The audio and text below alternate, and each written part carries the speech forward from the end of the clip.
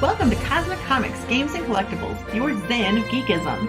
We carry comics old and new, magazines, toys, games like Pokemon, Magic, D&D. Want Godzilla, Ultraman, Star Trek, Ninja Turtles, Funko Pops? You'll find it all here. Shop our Cosmic Sound Room and pick up a record or two. Enjoy our Comic Coffee Lounge with a cup of Sasquatch coffee or a delicious menu item while geeking out over a super cool movie on our big screen. Come by and say hello to Maui. Cosmic Comic, Games and Collectibles. Superman loves us, and so will you.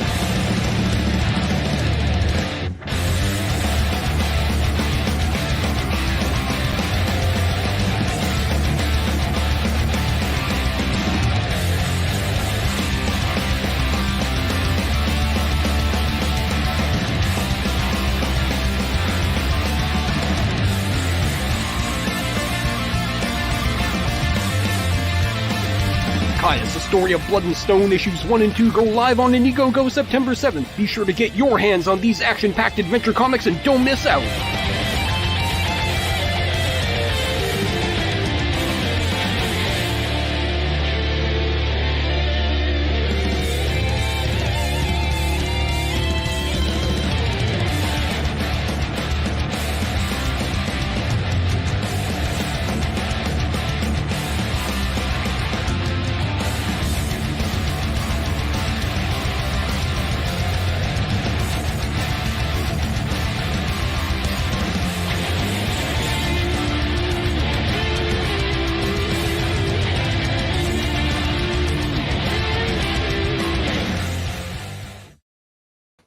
And good evening, everybody. I am RJ Carter, Senior Managing Editor here at CriticalBlast.com, where pop culture gets blasted. And we are live. And not only are we live, but KAYAS, a story of blood and stone, is also live as of just a few hours ago. It has launched on Kickstarter. And with us here to help celebrate and push that is creator Ryan Cardinal. Ryan, welcome to the show. Thank you, RJ. Thank you for having me. Hello to everybody in the chat. Hope everybody's doing good today. We have a great chat out here already. We've got Mike Walters is out here in the chat. Going to be doing the mic stand later tonight. Lorenzo Sleestack is there. What up, Lorenzo? Our good friend Dear Dory is out there. Hello, Dory. Thank you for popping in. Man, I can't get over that trailer every time I see it. I've seen it on other streams. That full animation. That's not PowerPoint slideshow set the music and timing. Yeah. I can't imagine what it must have entailed to get that put together with fluid motion like that. Yeah, it was a little ridiculous because that's like the first real finished thing I've ever animated. So you did the animation on it. Yeah. Okay, so Netflix in like 6 to 8 months.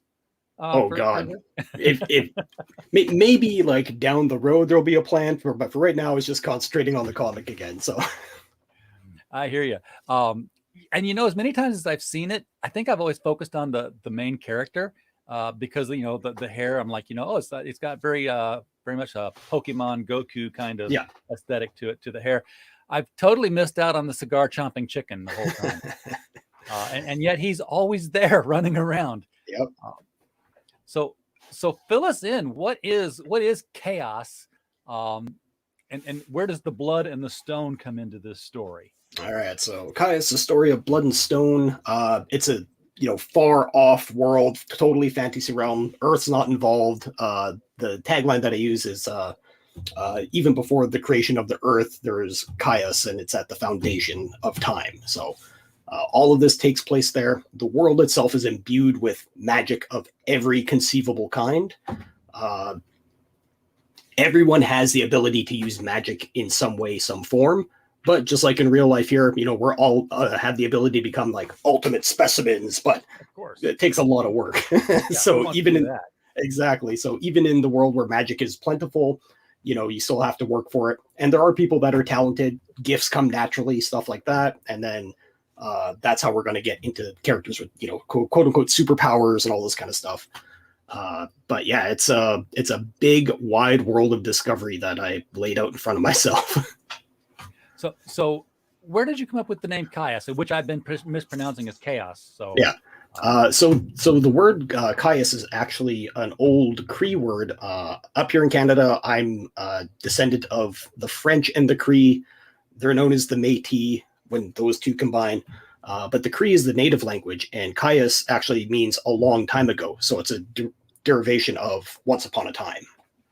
Oh, well, that works. That's great for starting a story off.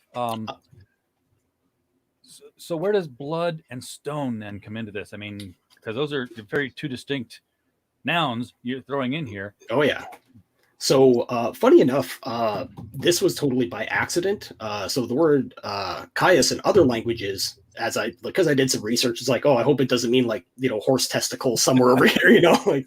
Well, so what was it that happened with when they did? Somebody's name came out very weird. Dang it! Help me out, chat. You know what I'm talking about. It was somebody's name that came out as male junk in Polynesian or something like that. Oh, that one character. Yeah, some Marvel character. Yeah. The Marvel Captain America. That's what it was. One of the new Captain Americas. So I did a little bit of research. I was just like, okay, let me just make sure. And funny enough, in several different languages, KAYAS actually means rock, stone, boulder, which was totally like I had the name dialed in and I just did the research afterwards. I'm like, oh, that kind of just fits in naturally. Oh, okay, well, I'm just going to roll with that. But a lot of it has to do with there is magic that comes from the land. So the land itself, depending on where you are, has magical properties. I don't know if you've ever been someplace where you actually just stop, sit, and look, and you're like, this is gorgeous. This has magic to it. And in the world of KAYAS, there's a lot of places like that legitimately have straight up like, oh, that's magic pouring out of that land. Now, you took a decidedly manga tilt toward this. Oh yeah. Is it manga, or does manga actually have to be produced in Japan to be manga?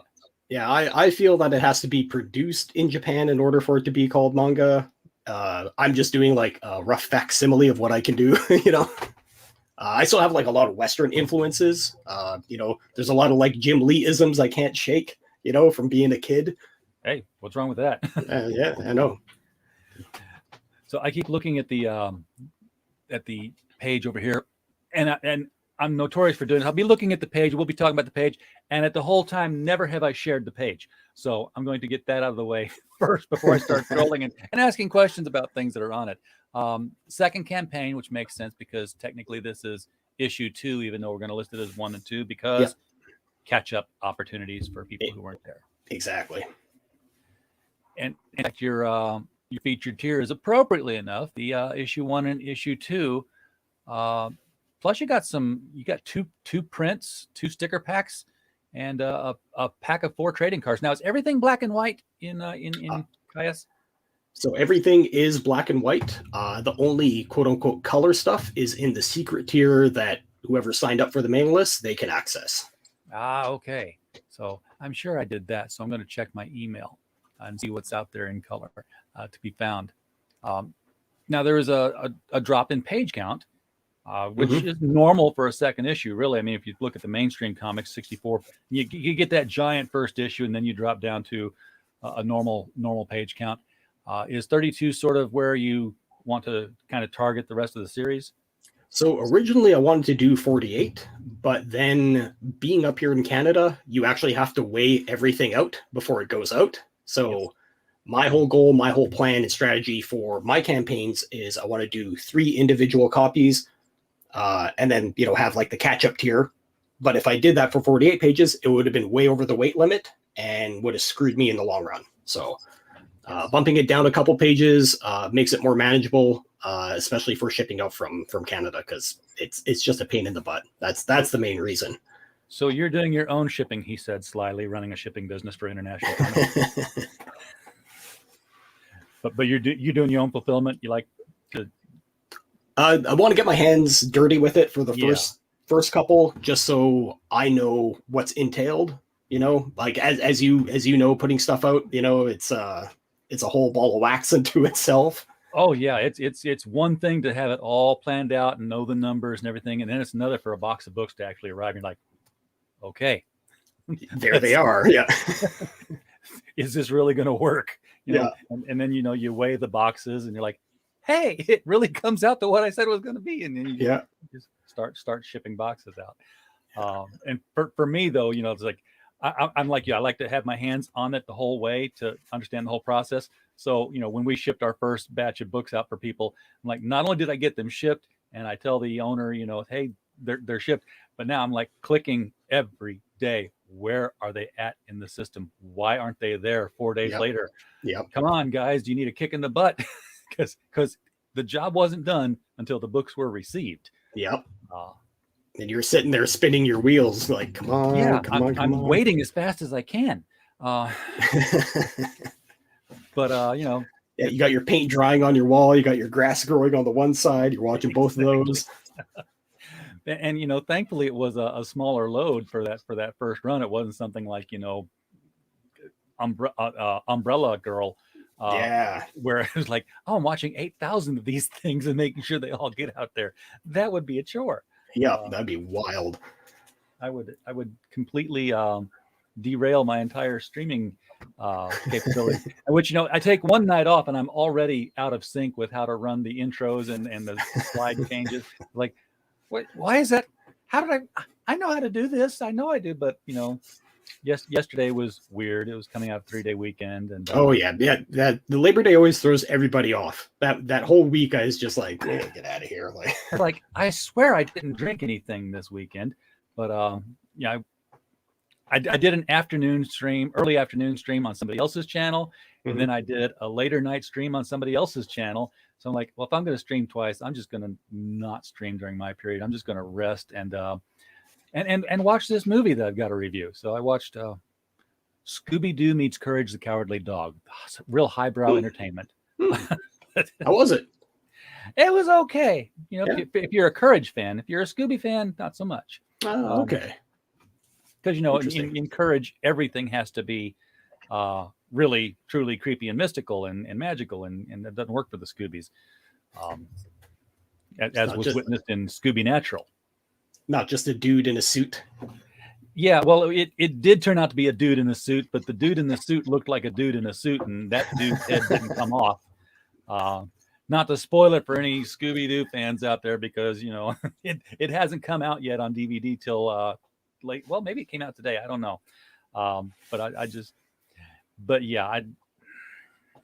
It wasn't as fun to me as was the Supernatural Scooby-Doo crossover that they did. Yeah, they looked like they had a lot of fun doing that one. That one was great. When they found out that, the Supernatural is real, they're like, oh my God, we broke them. We have to fix them. Yeah. All right. Well, back to KAYAS here. Who is your main character? And I'm going to assume that he's not from KAYAS originally, because this just emanates portal story to me all over, where somebody's gone through a portal and ended up somewhere. Could be wrong, but you can tell me. So the main character that we have here is kind of a core group trio. So we got Nitto the teenage boy, Trigger the chicken, and Sisic the snake. And in the background, we have two other main characters that we're going to be kind of dealing with as the first arc goes on. The guy with his hand coming toward the trio there, that is Wessa of the Wild, and in behind them is Catmaster Lee. So Catmaster Lee, Trigger the chicken, Sisic the snake, and Nitto, they all live together. And that chicken, that snake, and that cat raised him up into the age of 15. So imagine if Tarzan and Goku were like smashed together. That's kind of him. I can dig it. And got that chicken feather hair style going on there. Yep. Yeah, you gotta have like that spiky aspect for the what is it? Soft curves means that the character is very gentle, but if you do it spiky and sharp, there's a bit of edge to them. So yeah, I just I never could wrap my head around the symbolism in manga characters. I get as far as, oh, when they're drawn super cartoony, that means they're acting immature. Yeah, when the chibis come out. Yeah, but for the most part, I just like the standard, which this is the more of the standard manga style, I believe. So everything can happen in this world. Then I mean, you have talking cats and chickens and snakes, and they all seem to be getting along together. Well, for the first giant part, these are actually the only kind of talking animals that we ever come across. So when they actually meet up with other humans on their travels, hilarity will ensue just because it's a giant, talking rattlesnake and a chicken, and people just like, what the hell is this? And then you have a young kid who's actually had like next to no actual human contact until he starts going out into the world. So, he's the fish out of water as well. Yeah, he's sort of like Mowgli. Exactly. Yeah. Seeing his first humans. Yeah. And he's like, whoa, what are these? They're like me. But being raised by them, like pretty much Sisic, Trigger, and Catmaster act as the surrogate father figures, uncle figures, and brother figures. Which doesn't stop them from coming to blows here in this set of panels we're looking at now. Yeah, so Sisic is teaching Nita how to like use martial arts and use his strength, because he actually does have like tremendous strength. If you scroll up a couple panels there, you'll actually see him that he's like carrying that giant boulder. So like he's no slouch. Like yeah, he's got the Atlas pose going there. Yeah, exactly. And that's just part of his like daily training. And the whole scene is he's got to keep training until one day he's strong enough to fill up the reservoir so he can give Catmaster a bath so he doesn't stink as bad, because he just reeks. Well, everyone's got to have a goal. Yeah. And that's kind of like where we start off with him, is like, he's able to lift the boulder. He's fine. And the snake is almost like the older brother who's always kind of like picking on the younger brother, trying to like get a rise out of him. And that's how they end up always scrapping. And this is how he tries to teach him martial arts in combat. But the problem is, Snake doesn't have hands, doesn't have feet. So there's only so much he can actually kind of teach him. So yeah, he uses it to his advantage because like his footwork's poor. He knows it's poor, so he'll always get him on that.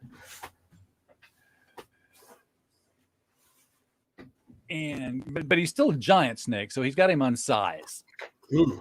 And that's the thing; they're both powerhouses. Like in their own right, they always have their strengths, and that's why Sisic and him can like kind of go toe to toe with each other, because they're both that strong.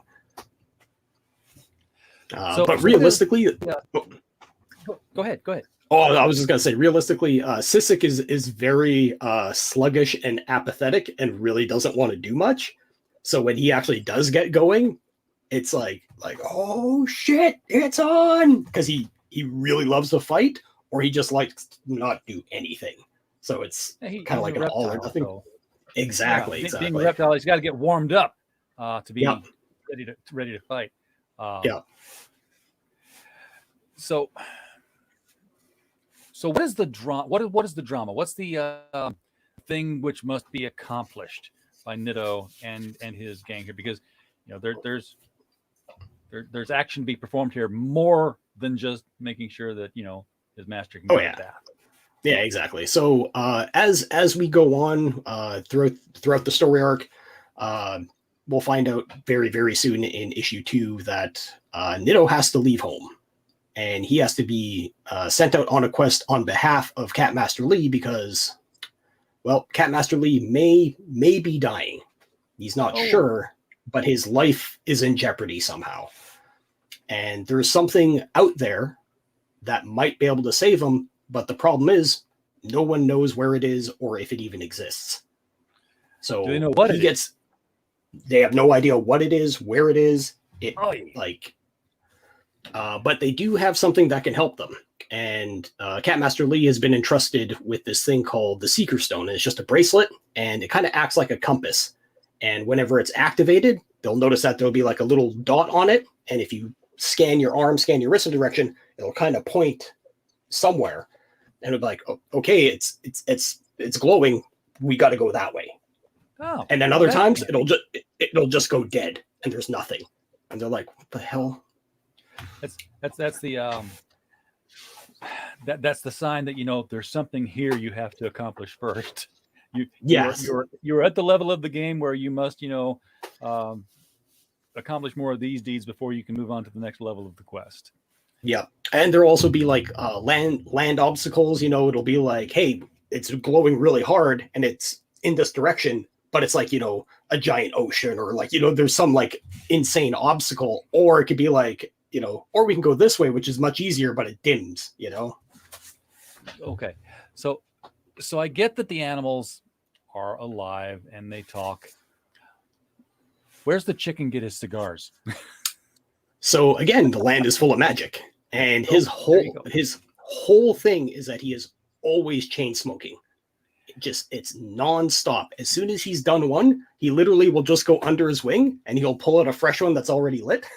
Oh, I was gonna say, I was like, he's got no fingers. He just it is. Okay. Yeah, you'll pull it out, and like his wings, like I can kind of use the wings like fingers to a little extent, you know, because just the way that they could spread out and stuff. So there'll be scenes where he'll have the stogie in between the feathers and like smoking it like that and pointing at stuff.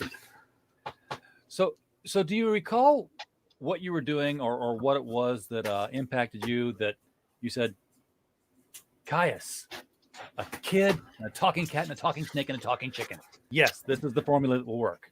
None of that happened. Okay. It literally, I was sitting down having coffee at a coffee shop, and this was when I was just about to go into 3D game art and animation. I was trying to switch careers at the time. I still am a tattoo artist, but I was like, I want more skill sets, because eventually I want to do comic books. Let me go down this avenue of like learning how to make video games, and then that'll maybe have some cross-platform with comic books. So as I was getting ready for school, having coffee, and I was like, well, let's draw stuff you never draw. You're always drawing like cool, you know, skulls and roses and daggers. Let's get back to like the actual like comic booking of things. So I was like, all right, let's draw something that you don't ever draw. And it was like, all right, started drawing this kid, and he's, you know, he was kind of like way more like cartoony than he was here, like with bigger hands, bigger feet. And then I started drawing a chicken, and then the chicken, I was like, oh, put nuts on his chin. Like, that'll be his waddle. There'll be a straight up nut sack. I'm like, all right.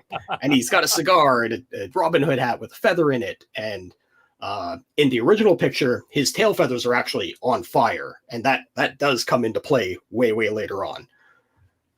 And then drew like this old cat creature. And then the last one was the rattlesnake. And as I finished up the last little bits of the rattlesnake, those last little lines, as soon as they were done, and I was like, all right, what's up with these guys? And it was like, I don't know what it was, but the universe just opened up and downloaded this story into my mind, like just, and it just like force fed into me. And I'm sitting in this coffee shop, like downloading this information, like, what the fuck is this? Holy shit. And I'm like frantically like trying to scribble all this stuff down, because I'm watching it, all of it like play in my mind, like at hyper speed. And I'm just like taking like almost like notes of like, all right, that's this arc, that's this arc, and that's this, and I'm like, what are those? And like, oh, that's creatures, and okay, I gotta draw those guys up. And so it just funneled into me. And since 2005 to recently, it's just been me whittling away and getting that story tighter and tighter and tighter, but also having it with enough wiggle room where I can still have fun in the creation. So yeah. As a writer, I find that there's two kinds of stories. There's the Athenas that are fully formed in the brow, like what you just described with KAYAS here, and it's a beautiful thing when that happens, because the rest of them are all Galateas, where you've got a chunk of granite and you're like, yeah, that's not part of the story. That's not part of the story. Yeah, where's the story? There's part of the story. Okay, we'll keep that. Yeah, that's work. Yeah.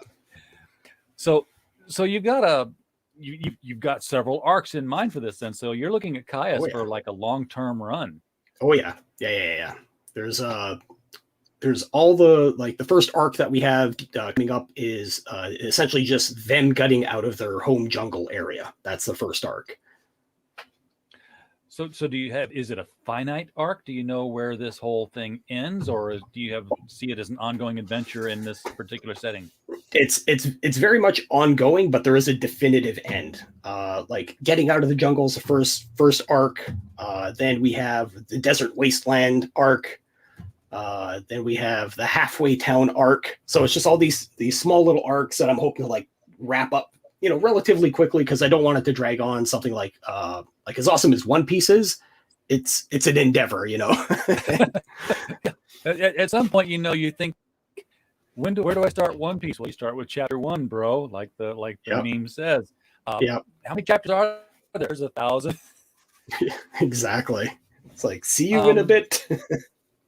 Yeah, and what's each one gonna cost me? Like about $8 to $12, like times 1,000. I can do that math in my head real quick. Yeah, that's a commitment. So how quickly or how far out are we when we learn how Nitto ended up being raised by this unlikely trio? The hints are in the first book. There's a little bit of backstory before we even get to Nitto and Catmaster Lee, Trigger, and Sisic. And those characters that take place in the first issue, they kind of disappear for a great while. But when they come back, their importance is going to be profound. I don't know what it is. I think it's because the combination of the rip sleeve, the black dots on the tone of the thing, and the big rocks around his neck. I'm getting a young Fred Flintstone kind of vibe from Nitto here, like a Flintstone teen, if there was such a thing. It is sort of a prehistoric kind of magic place. I mean, you never get magic where they have iPhones. No. But funny enough, there's no crazy technology in this world, but there is use of scientific technology, I would say. But the thing is, it doesn't work the way you expect it to work. So you can make gunpowder, you can light it on fire. It, for all intents and purposes, should work like gunpowder, but it just won't work just right. But somebody else could come up and it'll work just like gunpowder. Oh. Okay, so it's dependent on the user now. Sometimes it's dependent on the user. Yeah. That's computers, I believe. we already discussed that before the show. Yeah. The chat is growing, by the way. We have Rusty Deo out here saying good day. Yo. Speaking of good day, we have Miss Amanda B. What up, Amanda B? Thank you for popping in. Always appreciate it. Where was I going to go with this now? Oh, I was going to refresh the page because this is launch day, and the whole point. I mean, we were at 200 and something when we started this, and I've reloaded it once. You're at 883. And I know that you've just launched it, and everyone's signed up for your list, but you're on my show, and if it goes up during my show, we claim credit for it. So, as it should be. As it should be. So we have gone up since the show started, and what we call that our shake and bake moment, Ryan. That gives us a chance to play with StreamYards and do something like this. It's shake and bake, and I help.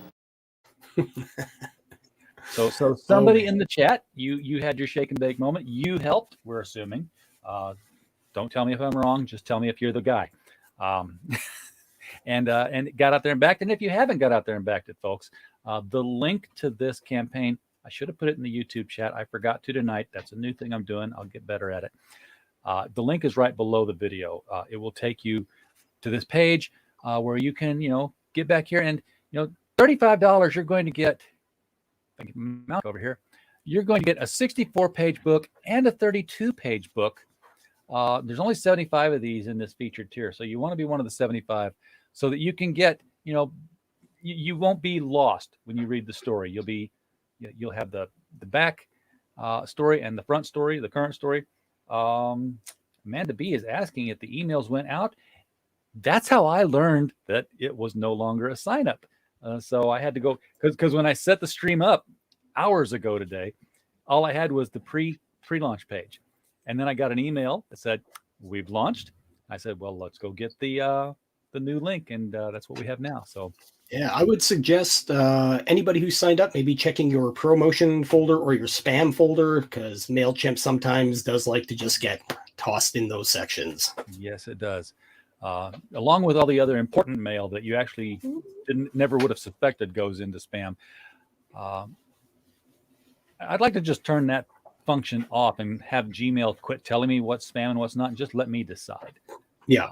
Let me open up those Nigerian princes. Maybe they do want to give me money. There's got to be one of them, you know. It had to start somewhere, right? Nigerian princes, but you know, it's I get two. I get two different. No, I take it back. I get three. I get three different kinds. I get the Nigerian prince. I get the people who tell me they can make my website show up as the #1 search on Google, no matter what people are searching for. And I get the guy who's trying to blackmail me for Bitcoin because he's turned on my webcam and has seen me do horrible okay. things. Yeah, I've got a couple of those. It was just like, well, send me the video. I want to see what my style's like. Yeah. Am I any good? Yeah. Can I monetize this video? Yeah. Can I monetize this? Never mind about you. Can I monetize this? Let's work together on this. You know, we might have a good business model going here or something. Yeah. But if you've already got issue #1, all you need is issue #2. And for $15, you're getting the #2, you're getting the two prints, which I don't think the prints are listed on the page yet. I didn't see them as I scrolled down. No, so the covers. No, I didn't put them in the scroll down yet because I want to put those up as I finish drawing them. So okay, so I'll be doing progress. Yeah. So I'll be doing updates to the actual campaign as I'm going along and posting stuff up on there. That way, you know, anybody who is keeping track of it, you'll be like, hey, there's an update. Check it out. This is what the prints are like. So, and you got the KAYAS sticker pack as part of that. People love their stickers. Now, this is why I was asking earlier if everything was in black and white. So you're gonna have black and white stickers. Mm-hmm. That's an interesting choice. Yeah. Was there a reason other than economy that you wanted to go with black and white on this? Well, mainly sticking with that whole manga vibe. Just I actually really love black and white comics.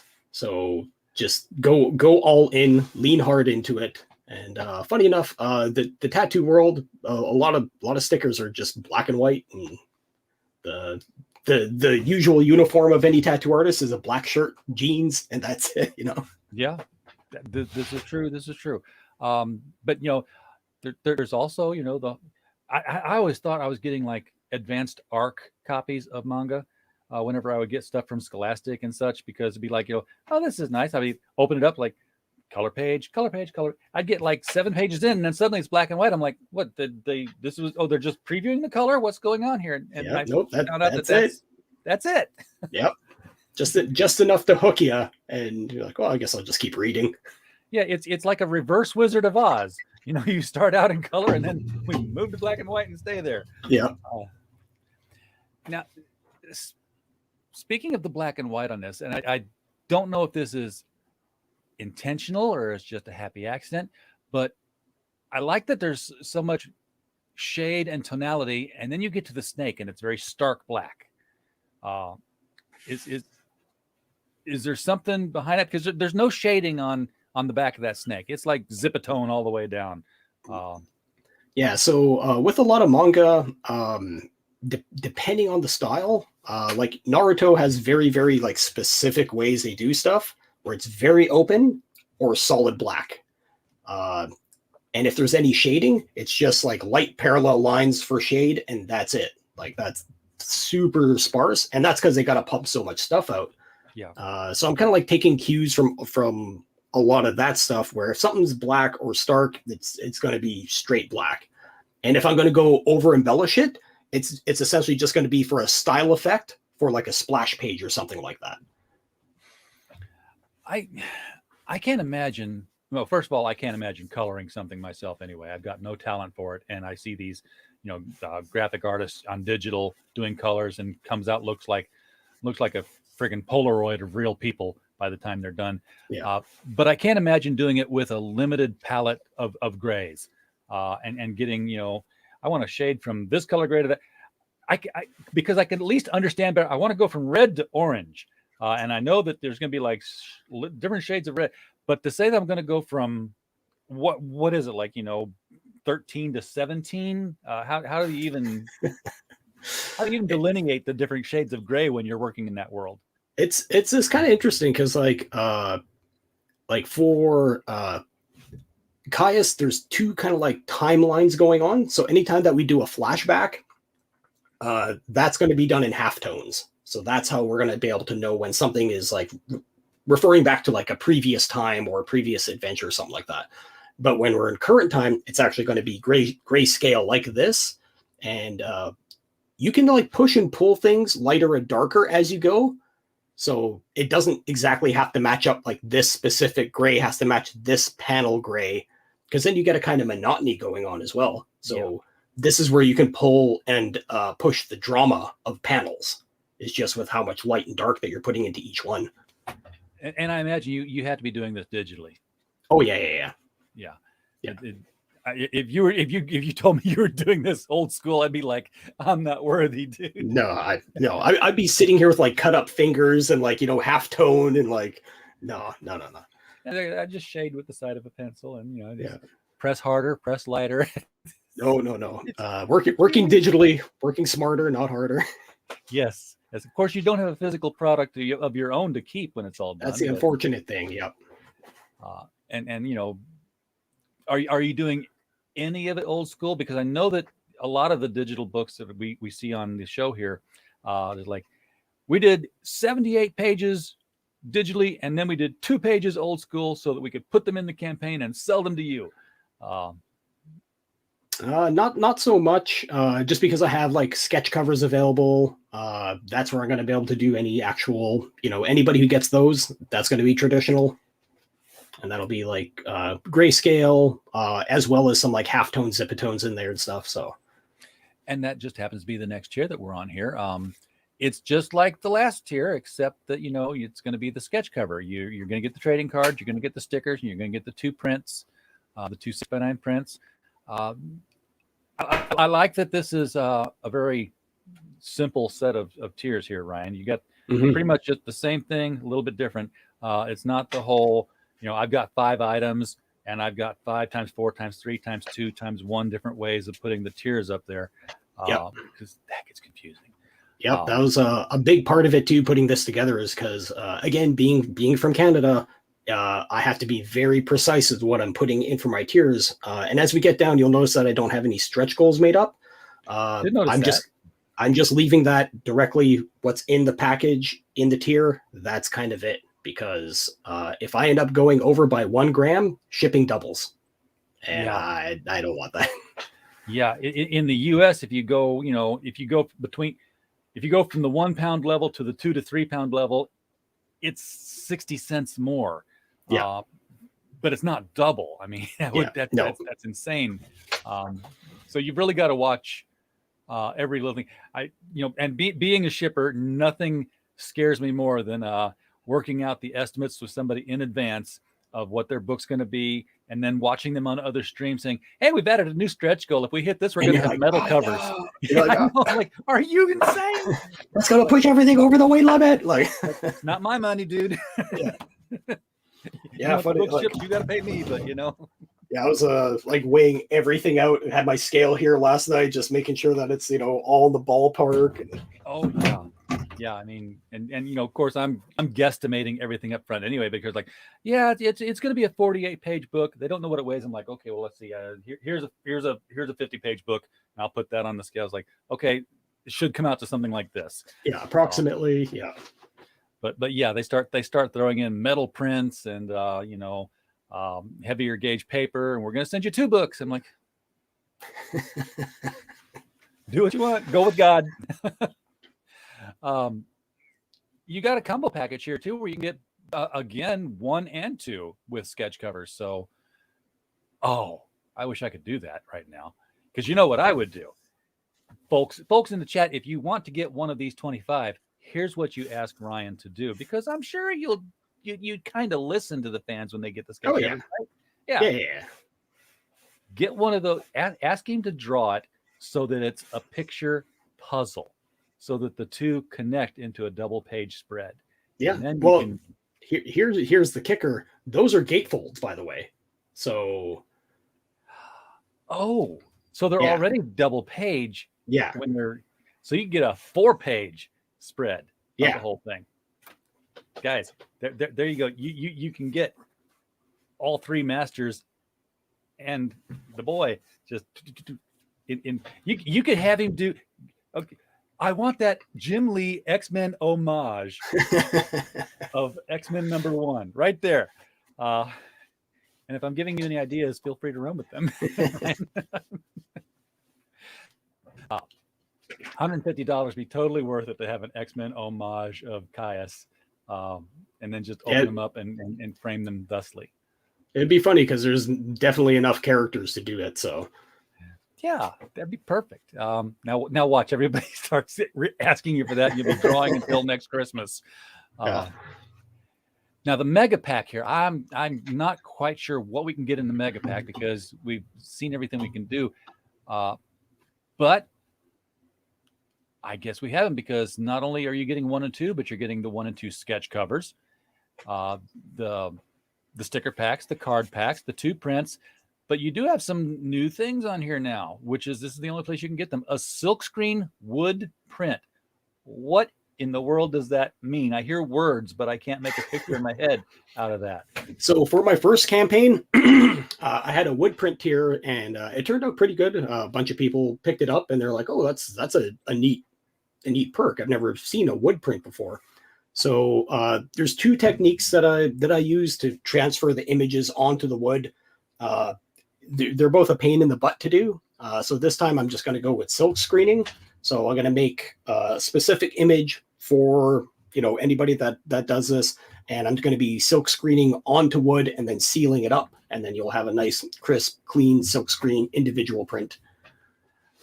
Okay, so you're actually the second person that I've interviewed that's done wood prints. You're the first one who does it that way.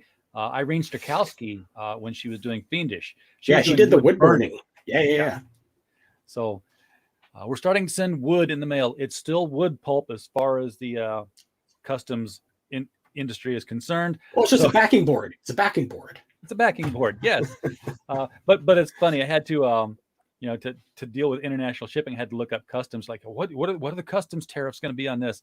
And I'm digging through everything. I was like, comic books, and they're classified as wood pulp. And they're like, and if you get over $800, you have to declare. And I say, well, what does it cost? They're like, oh, they're exempt. I'm like, you should lead with that. Yeah. It's like buried at the bottom in behind all this fine print, and like, yeah, it's exempt. Oh, that's all I wanted to know in the first place. I did this. Run this race. I did the same thing last night with Canada Post. I'm going through all their stuff, and I'm like going through like customs and all this kind of stuff. And at the end of it, it's like, all right, press it to find out what the final thing is. Press it. It's the exact same as the starting cost and the end cost. It's like, oh, it's exempt. Like, now, if you're shipping to Europe, the VAT comes into play, and that's a pain in the butt. Yeah. And I don't know if you had any Europe's costs, but you got to be careful when you declare that value. Yeah, that one's going to be tricky when it comes up. But just a heads up to any of my European people out there, if you're looking for a digital tier, I do have digital plans, just not right away. I have a whole cockamamie thing that I'm going to be doing in the future. That's going to be pretty awesome, because I don't think I've seen anybody do digital this way. So can't wait to see that. Dory Jones, Labors of Love, is asking if your process is like wood blocking. Not so much wood blocking, but just like traditional screen printing. Oh, you're because if I'm thinking correctly here, you're printing, of course, on the wood, and I think wood blocking, which Dory's referring to, is a friend of mine does linotype, where he, you carve it into the wood, and then you ink the wood, and then you press it. Yeah. So is that wood blocking? Yeah. There's actually a guy, David Bull, that I follow. He's from Vancouver, but he lives in Japan, and that's all he does is traditional Japanese woodblock carvings. And it's pretty awesome, actually. Very, very cool. Chris T from Hero Shack's here. Chris, glad to see you. Glad your campaign made it over the goal, dude. So saw that this afternoon. Was very happy for you and Diana. So congratulations on that. So in addition to the silkscreen wood print, you're going to have an 8x10 inked drawing. Now this is this says drawing, not print. So you're doing another one of a kind thing here. Yeah. Followed by a 3x5-inch silkscreen patch. You have been gotten a hold of by the Shay. I can tell. Well, they got stickers and patches. They go together. Yes. But Shay, I'm the sticker guy. Shay's the patch girl. So I was already like, he's already got stickers. There's nothing more I can recommend here. Yeah. Except 3D prints of the characters to sell as action figures. But that's that's down the road. That's down the road. So is this like do you have the patch designed already?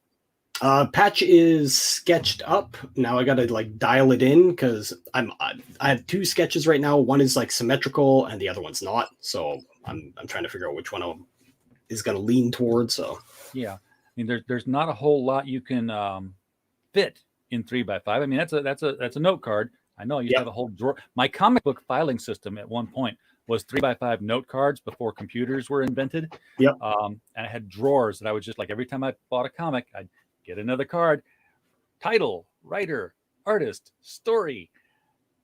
On the back, a running list of every Overstreet's listing for the year. It's like this year valued at this.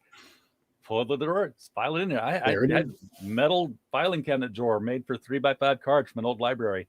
Got your Dewey Decimal System down pat, and well, I stayed alphabetic with that, but it was, but yeah, what I'm saying is I know there's not much space for drawing on there. So are you going with logo or are you going with like character representation? Do you have an idea yet on either one? Well, it's more because I tattoo, it's going to be more graphic that way. So more bold and upfront. Yeah, patches are weird also because it's embroidered. All right. I mean, is it a silk patch? See, this is a silk screen patch, which allows me to do a little bit more. Yes, you can. Yeah. I went through the fun process of ordering shirts for our staff one year. We're going to get embroidered shirts. We're going to have the logo embroidered. If you've seen our logo, it's pretty tight. And it's got a lot of color fading in there. Yep. So I was like, well, you know what? Take these colors out. It still looks good, but the one color I should have taken out was red because I put them on red shirts, but the shirts were a different color red than the red thread of the embroidery. I was like, boy, if I had just left that out and just had it be the shirt behind that, everything would have been perfect.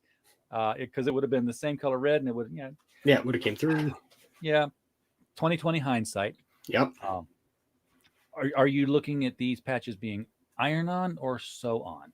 I still have to talk with the printer about that specifically. So thankfully they're local, so it's just a matter of being able to go in and be like, what's the deal? What are we doing with this part? And see, my patch collection is at 1.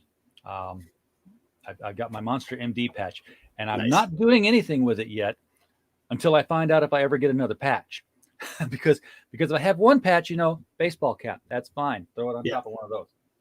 Once I have 2, it doesn't look right to do that to a baseball cap. No, now you're talking jacket. Yeah, you got to do it with the battle jacket for sure. Yeah. So if there's a KAYAS patch in my future here at some point, then I got to plan the wardrobe accordingly, so I don't look. I want to go to comic book conventions and not look like a geek. Right. That's a tough one. As soon as we all roll into one of those places, we're all labeled, man. Like, we see our own kind. We see our own kind, and 1 hour later, it's a funk. It just comes with the con. The people from normies walk into the outside like, whoa. Man, I remember at San Diego. I think it was my second time there, and I didn't realize the wall of funk, until I walked into several of them, and I'm like, what the heck is this? Oh, it's in my mouth. Like, how did that happen? I went to a convention with my wife in Little Rock, and I don't think the air conditioner was on. and it was a small convention. And the convention was actually in a hotel where you could like just walk on the same floor down a hallway, and there were hotel rooms. There was like laundry in the floor of the hall and everything. And it was like, and there was like a panel down that way in a room somewhere. It's like my eyes are watering. And Oh, damn. like, you stay back here. It's not safe. I'll go in. Yeah. But if I give two tugs on the rope, pull me back. Like, I miss conventions though. There's nothing like them. This digital convention thing is not the same. No, and the thing too is like a really good con. Like Seattle was really good. Obviously, San Diego's bonkers. But if it's just like a small con, even that has its own little charm to it. So. Yeah, and that's what I've been mostly going to. I take my Destroyer books to cons like Archon in Collinsville, Illinois, just outside St. Louis. Hail Archon! But yeah, I'd love to get back to some of the bigger cons. I used to go to Wizard World, but the thing I noticed about Wizard World now is that when I went to conventions in the late '80s when I was in college, there was like the big DC booth over there. I just walk over there and I'd get signatures from Dick Giordano and Denny O'Neil and Jim Aparo. And the Marvel booth was over here, and I'd go see Mark Grunwald and get signatures. And then the Archie was there. Yep. Archie Comics had a booth at the convention. Get some DiCarlo action and yeah, exactly. But nobody comes to the cons anymore. None of the comic people come to the cons. They're all doing this on. It's either like San Diego, New York, and then online. And I'm like, is there possibly a correlation between your cessation of interactions with the fans and their cessation of purchasing your books? Maybe a little column A, a little column B. Yeah, possibility. I'm just saying, maybe get out more, touch grass with the people who buy your product. Yeah, and when you touch the grass, make sure it's not crabgrass biting. It's not. Like, try not to be that person. Make sure it's not shiny and wet before you put your hand on it, especially if it's like a dog park. All right. Well, Ryan, I was rebooting this thing. I was just reloading it. We didn't have to go that drastic, just to see if anything else had happened. And it looks like we have sort of stalled out with you at 883. Would love to see that change here, but no. But you are almost a third of the way to your $3,000 fixed goal. And folks in the chat, fixed goal means he doesn't get 3,000. You don't get a book. So it's fixed. We'll hit it up slowly but surely. Actually, I was quite surprised on how good we're doing today. So it's not like I have a big channel or a big pull or anything like that. So anyone that has me on, like you, RJ, always greatly appreciated. So, well, we're glad to do it. And if you want to come back, I mean, I'm gonna guess you're doing the standard pattern of promotion where it's 30 days, extend 30 days, go in demand if you've met the funding at that point. Yeah. So 29% on hour 3 is really, really good. So I have no doubt in the world that you're going to be funded fully on this. So is there anything more about the world of KAYAS that you haven't had a chance to explain yet because I haven't asked the right question? Oh man. So the world itself is obviously, super, super vast. It's giant, and there's so much to it that when I do the digital tier down the road, that's going to actually fill in a lot of the blanks.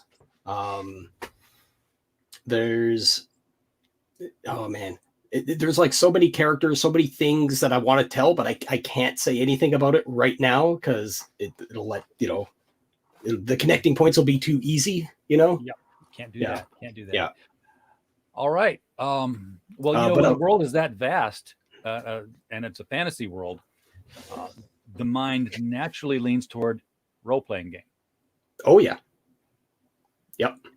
So a lot of this actually, when I was making parts of it up, like reassessing the download information that came through, anytime that I come into issues or problems, I revert to thinking it like an old school, Nintendo Japanese role-playing game like Final Fantasy.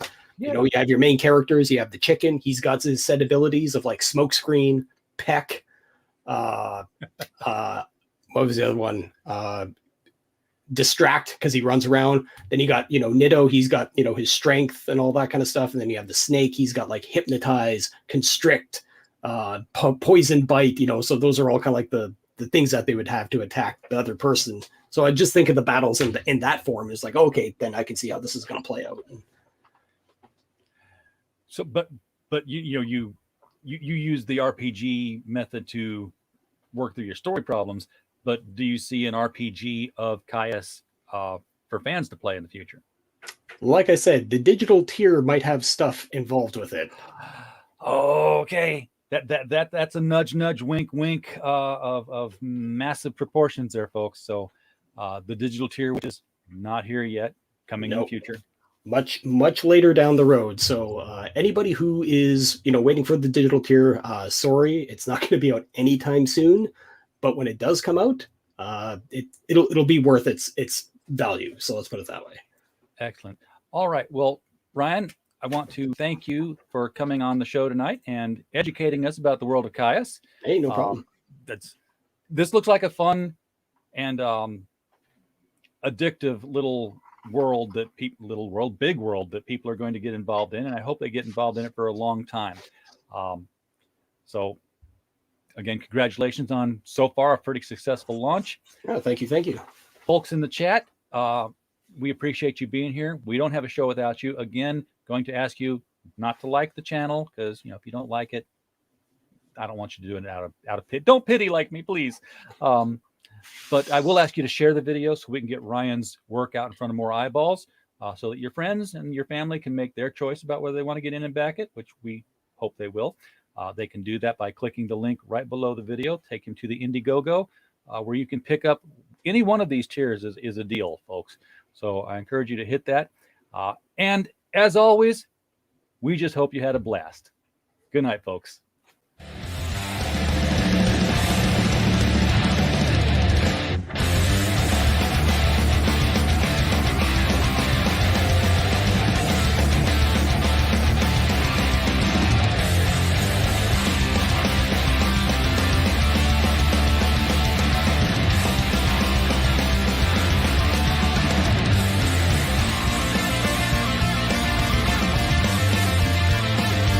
KAYAS, the story of Blood and Stone, issues 1 and 2 go live on Indiegogo September 7th. Be sure to get your hands on these action-packed adventure comics and don't miss out.